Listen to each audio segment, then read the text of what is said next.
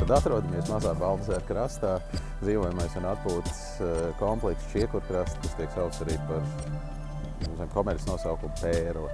Tas arī, protams, ir labi, kad krasti, ne upes, ne ezeri un jūras mala netiek piebūvēta un pieblīvēta, un tāpēc iespēja lielus objektus uzbūvēt ūdens malā ir ļoti reta Latvijā, un es ceru, ka tā tas arī paliks, ka tās būs ļoti nedaudzas vietas, kur kaut kas tāds var notikt. Un arī tas īstenībā, kāpēc mēs šeit pie šī objekta un ezera malā bijām gatavi to darīt, ir tas tā rūpnieciskā un degradētā vide, kas šeit bija pirms tam.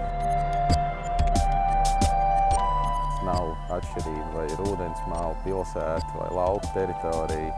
Būtisks ir arhitekta skatījums un izjūta par konkrēto vietu. Dzīvojamai telpai svarīgākās lietas ir patiesībā šajās telpās labi justies. Un šajā kompleksā mēs esam mēģinājuši ar dažādiem risinājumiem rast to, lai faktiski no visiem dzīvokļiem, no visām telpām maksimāli būtu jūtam gan ezera tūms, gan mežs, gan priedes. Un patiesībā, lai aiz katra loga, katrā dzīvoklī kaut kur būtu bilde, kas uzrunā un pie kuras gribās apstāties un palikt. Visi objekti, kurus mēs zīmējam, principā mēs zīmējam tādus, lai mums pašiem patiktu un patiktu pie viņiem uzturēties, un lai būtu gan mums pašiem, gan tie, kas lieto šo objektu, lai viņiem būtu interesanti.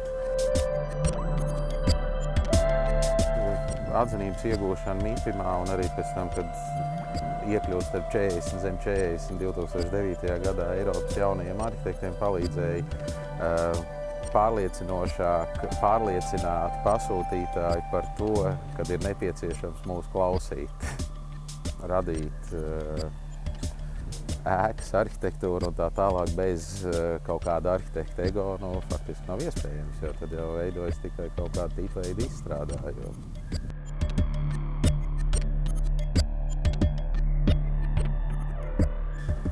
Laikam tādā mirklī, kad izdevās atrast ēkas ārējo apdari, tonalitāti un tos dēļu apdari, kas saskanēja ar to apkārtējo mežu, un tādā mirklī sāk just, ka jā, iespējams, ka izdosies.